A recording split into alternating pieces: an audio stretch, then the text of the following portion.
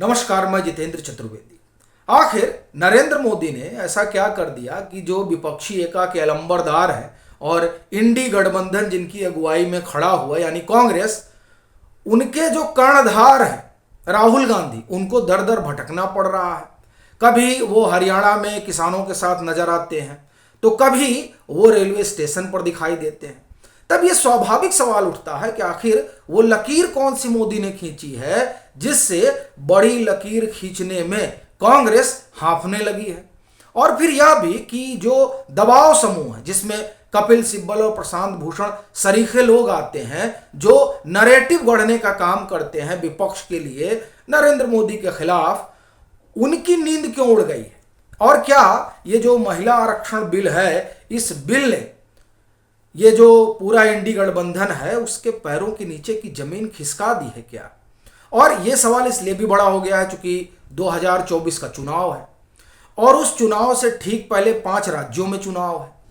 तो क्या ये जो इंडी है और खास तौर से कांग्रेस वो देख रही है कि ये जो नरेंद्र मोदी का मास्टर स्ट्रोक है वो उनके लिए स्ट्रोक बनने जा रहा है। ये तमाम चीजें हैं जिस पर हम बात करेंगे, लेकिन शुरुआत करते हैं राहुल गांधी से। वह इसलिए भी चूंकि अभी वो आनंद विहार रेलवे स्टेशन पर उनकी खूब तस्वीर वगैरह आई और कहा गया कि साहब इन्होंने पसीने छुड़ा दिए नरेंद्र मोदी सरकार के। ये बड़ा दिलचस्प है कि कांग्रेस और राहुल गांधी पिछले 7-8 साल में, या मैं कहूं साल से, ये बताने में लगे हुए हैं कि ये जो नरेंद्र मोदी की सरकार है ये सूट बूट की सरकार है। लेकिन इनका दुर्भाग्य यह है कि वो इस बात को साबित नहीं कर पा रहे हैं और इसीलिए जो गरीब गुरबा है वो जब चुनाव आता है तो भाजपा के पक्ष में लामबंद हो जाता है। अब उस लामबंदी को तोड़ने के लिए राहुल गांधी जमीन पर कसरत कर रहे हैं। तो उसी कसरत में कभी वो हरियाणा में दिखाई देते हैं तो कभी ट्रक पे बैठे दिखाई देते हैं। अभी पीछे वो अमेरिका में थे, वहां वो ट्रक पर टहल रहे थे। अब ये थोड़ा समझना बड़ा मुश्किल हो रहा था कि अमेरिका में ट्रक पर टहलते हुए वो कैसे भारत में अपने लिए जनमत तैयार कर रहे थे। और ये सवाल हमेशा उठता है जब वो विदेश जाते हैं और इस तरह की कुछ चीजें करते हैं, तो ये प्रश्न तो कौंधता ही है कि कांग्रेस को चुनाव भारत में लड़ना है तो क्या जनमत वो अमेरिका और ब्रिटेन में तैयार कर रहे हैं। तो उसी तरह से जब आप यहां देखें तो यहां जिस तरीके से अपनी एक छवि गढ़ने में लगे हुए हैं राहुल गांधी और वो पूरा इकोसिस्टम जो ये बताने में जुटा हुआ है कि देखिए राहुल गांधी ने कितना भारी काम कर दिया, और फिर पुरानी फुटेज दिखाई जा रही है कि आज से 10 साल 12 साल 15 साल पहले वो गए थे। बड़ा सवाल यह है कि जो विमर्श वो गढ़ना चाह रहे हैं उस विमर्श के लिए 5-6 दशकों में कांग्रेस की सरकारों ने किया क्या। और दरअसल यही जो सवाल है वो बैकफुट पर ला देता है कांग्रेस को। और इसीलिए कहा जाता है कि देखिए मोदी ने क्या स्थिति कर दी है कि जो लोग सिर्फ चुनाव के समय में निकला करते थे और ये माना करते थे कि ये जो वोटर है ये हमारा बंधुआ है, अब उनको 24/7 उतरना पड़ रहा है सड़क पर, जनता के बीच जाना पड़ रहा है अपनी बात बताने के लिए। लेकिन फिर भी वो जो संवाद है वो स्थापित नहीं हो पा रहा है। और ये जो बात कही जा रही है, दरअसल इसके आप उदाहरण देखिए। ये भारत जोड़ो यात्रा इसका बहुत बड़ा उदाहरण है। बड़ा भारी इस यात्रा के जरिए मंथन हुआ, लेकिन उस मंथन का हासिल कुछ नहीं रहा। जब राहुल गांधी संसद में बोलने लगे तब यही हुआ कि सब ढाक के 3 ही बात है। और बड़ी चीज ये है कि जो लोग, आप ये कहें कि इंडी के लोग और जो प्रेशर ग्रुप है जैसे कपिल सिब्बल हुए, प्रशांत भूषण, देखिए प्रशांत भूषण का तो दर्द एकदम अलग किस्म का है। भारत ने कनाडा की घिघी बंद कर दी है, वीजा वगैरह सब कैंसिल, अब किसी को वीजा वगैरह नहीं मिलेगा। भारत ने जो एक्शन लिया है उस एक्शन में उसके साथ ब्रिटेन खड़ा है, यूएस खड़ा है, ऑस्ट्रेलिया खड़ा है और कोई कनाडा की मदद करने को तैयार नहीं। क्यों? क्योंकि कौन चाहता है कि पाकिस्तान की तरह एक और देश जो है वो आतंकवाद की पनाहगाह बने। लेकिन देखिए प्रशांत भूषण का क्या दर्द है। प्रशांत भूषण कह रहे हैं कि ये एक देश आरोप लगा रहा है, यानी वो कनाडा को कह रहे हैं कि वो आरोप लगा रहा है और इस सरकार को देखिए वो जो विरोध की आवाज है उसे दबाना चाहते हैं। अब ये ऐसे लोग हैं प्रशांत भूषण सरीखे, ये खालिस्तान जो है वो विरोध की आवाज है या आतंकवाद की आवाज है? अब ये बताइए, ये इंटेलिजेंसिया है। अब इस इंटेलिजेंसिया को किस खांचे में रखकर देखा जाए, ये अपने आप में बड़ा सवाल है। और यही वजह है कि जब एक बार ये जम्मू कश्मीर को लेकर कुछ कुछ बोल रहे थे तो कुछ लोगों ने जो है वो इनके साथ जो किया वो उस पर क्या ही कहा जाए, लेकिन वो किया जाने का कारण यही है कि किस तरह की मन स्थिति में आप खुद को रखते हैं।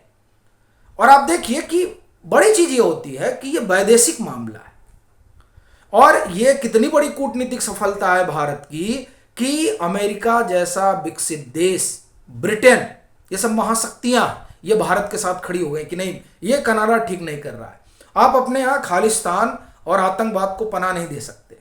इस बात पर वो नरेंद्र मोदी की प्रशंसा नहीं कर पा रहे हैं। और वही नहीं, पूरा कांग्रेसी को सिस्टम नहीं कर पा रहा है। वो तो बता रहा है कि साहब ये जो विदेश नीति है उसकी बड़ी विफलता रही। अब समझ नहीं आता है कि विदेश नीति की कैसे विफलता रही। G20 हुआ, उसमें भारत ने जैसा चाहा वैसा घोषणा पत्र सर्वसम्मति से पारित हुआ। फिर कनाडा की पर वो नकेल कसते हैं और अमेरिका कहता नहीं बहुत ठीक है, ब्रिटेन कहता है कि नहीं नहीं ये जो खालिस्तानी वाला मसला इसको बर्दाश्त नहीं किया जाएगा। तो ये तो एक तरीके से आप कहें कि बड़ी कूटनीतिक जीत है। लेकिन अब प्रशांत भूषण सरीखे लोग हैं जिनको जो है बदहजमी हो गई है। और इधर ये जो महिला बिल आया है, इस बिल को लेकर देखिए कपिल सिब्बल कह रहे हैं, मतलब वो वही कह रहे हैं जो कांग्रेस कह रही है। भले वो इस समय निर्दलीय हो गए हैं लेकिन सब कुछ तो वही का है। तो अब वो भी करें कि अभी ये आज से पहले क्यों नहीं नरेंद्र मोदी को याद आया। बड़ी चीज ये है कि कांग्रेस को क्यों नहीं याद आया था। कांग्रेस का तो एक लंबा शासनकाल रहा है, लंबा टेन्योर रहा है। और जब ये बिल राज्यसभा में आया और फिर लोकसभा में लैप्स हुआ तो उस समय तो कपिल सिब्बल जो है मंत्री भी थे। तो क्यों नहीं उन्होंने पुरजोर कोशिश की कि महिलाओं को न्याय दिलाया जाए। तब तो उस न्याय के नाम पर यही कपिल सिब्बल साहब हैं जब असीम त्रिवेदी के ऊपर देशद्रोह का मुकदमा लगा दिया गया था। और आज ये लोग अब व्यक्ति की आजादी की बात करते हैं। हालांकि इस पर जाऊंगा तो मामला थोड़ा विषेत्तर हो जाएगा, लेकिन ये जो विरोध की आवाज की बात कही प्रशांत भूषण ने, वो दरअसल वही विरोध की आवाज है जिसके लिए कपिल सिब्बल ने मुंबई के उस कार्टूनिस्ट पर मुकदमा ठोक दिया था। तो अपना कहना यह है कि ये जो महिला आरक्षण बिल है, ये दरअसल महिला आरक्षण बिल लोकसभा से पास हो चुका है और जब तक आप लोग ये कार्यक्रम देखेंगे तब तक ये संभवतः राज्यसभा से भी पारित हो चुका होगा। तो ये काम अगर आप पहले कर देते तो इनके पैरों के नीचे की जमीन नहीं खिसकती। इसीलिए आप देखिए अब ये करें कि ओबीसी आरक्षण नहीं दे रहे। और जब ये बात इन्होंने उठाई तो अमित शाह का जो जवाब है वो जवाब इन लोगों के लिए जो है वो गले की फांस बनने जा रहा है। क्योंकि उन्होंने भी कहा और महिला आरक्षण को लेकर जेपी नड्डा ने भी राज्यसभा में जो अपना बयान दिया, उनका भाषण लंबा रहा, उसमें उन्होंने कहा कि हम 33% आरक्षण पार्टी के भीतर लागू करते हैं। क्या कांग्रेस इस बात का दावा कर सकती है या कोई भी पार्टी? उन्होंने तो सदन में कहा कि वो पहली पार्टी है, यानी और कोई पार्टी जो है वो 33% आरक्षण जो है अपने पार्टी के भीतर लागू नहीं कर रही। फिर अमित शाह ने जो लोकसभा में जवाब दिया था उसमें उन्होंने पूरी सूची बताई। मैं आपको वो एक एक करके बताता हूं। तो उन्होंने सदन पे ये बात कही, क्या हमारी पार्टी में 26% सांसद जो हैं वो ओबीसी समुदाय के हैं। और फिर वो आगे कहते हैं कि हमारे केंद्रीय मंत्रिमंडल में 29 मंत्री हैं जो इस समुदाय से हैं। हमारी पार्टी में 1358 विधायक हैं जिनमें से 365 विधायक ओबीसी वर्ग से आते हैं। फिर वो कहते हैं कि ओबीसी वर्ग के कल्याण की बात करने वालों की संख्या इससे अधिक है।